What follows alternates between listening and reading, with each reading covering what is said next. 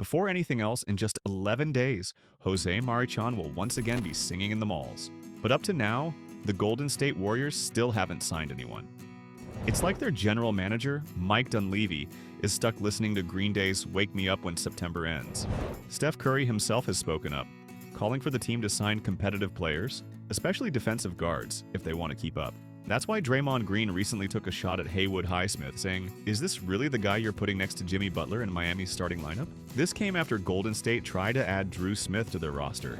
The Miami Heat actually sacrificed the chance to bring in a backup big man, just so they could re-sign Drew Smith and keep him from landing with another team, like Golden State, who are still empty-handed when it comes to new signings. It turns out Miami's decision to trade Highsmith to the Brooklyn Nets with no player in return wasn't only about salary cap or luxury tax issues. They also wanted to make sure Golden State didn't steal Drew Smith. That's why they signed him to a standard 3-year contract. Once again, the Warriors were left behind, so Steph took matters into his own hands. Reports say he personally reached out to Gary Payton II, asking him to return to the Warriors on a 2-year deal. Draymond Green has also been pushing management to bring GP2 back. The truth is, Golden State desperately needs defensive guards right now. So far, 3 players have given a verbal agreement to join them: DeAnthony Melton, Al Horford, and Gary Payton II.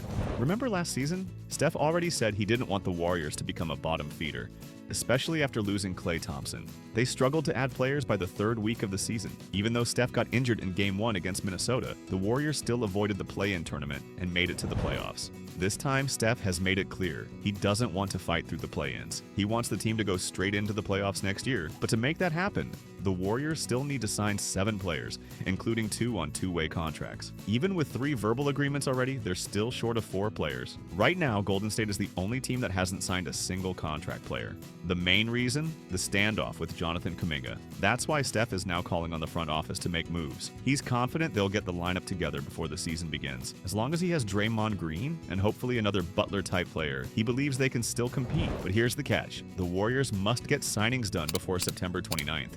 Because training camp, media day, and the preseason are all coming up. In fact, Golden State often runs their own training camp before the official NBA one even starts. This is why fans are confused. Steph wants new players signed, but owner Joe Lacob still wants to keep Kuminga long-term. There's been so much drama between the Warriors and Kuminga. At one point, he was called the reverse number 6.